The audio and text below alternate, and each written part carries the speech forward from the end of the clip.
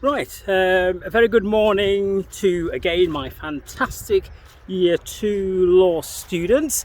Today is Wednesday the 12th of April 2023. This video is a quick one on private nuisance, so let's go straight into it. Now I've just realised I've come with the wrong type of shoes for this muddy field, but nevertheless, let's see how I can navigate around it. Anyway, so what is private nuisance? Well, private nuisance in tort is simply the indirect, unlawful and unreasonable interference in somebody else's land. So a typical example will be where somebody constantly makes loud noise that spoils the enjoyment of your land. You may raise a claim in private nuisance. In addition to that, there are two types of private nuisance. The first type is loss of amenity, and that's to do with the example I just gave.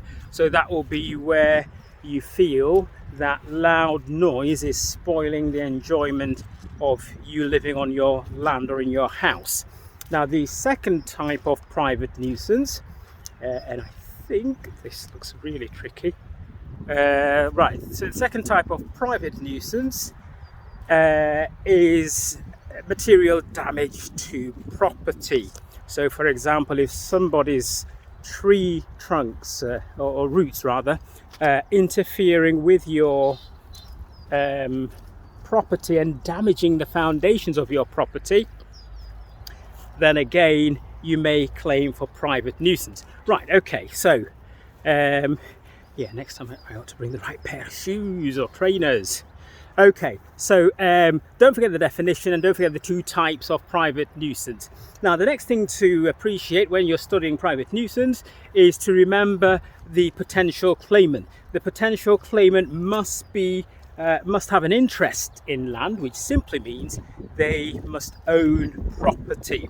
So if you're a tenant or a visitor, whether you're staying long term or not, you wouldn't be able to claim private nuisance if there's any interference in your enjoyment of where you are staying. Right, where's this then? Okay, right over here and over there. This is somebody's field. Oh, I don't know what I'm doing. Right, okay. So the next point. Oh, there's a pheasant. I don't know if you can see the pheasant. Pheasant somewhere. Anyway, never mind. Right. So the next point to appreciate is factors that the courts consider. So the first thing is the interference has to be indirect. The next point is it has to be unreasonable. That's the key point.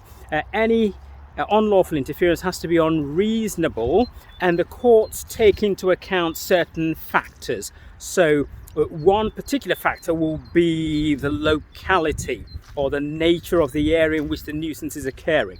So, for example, you remember the quote that what might be a nuisance in Bermondsey what may not be a nuisance in Bermondsey may be a nuisance in Belgravia.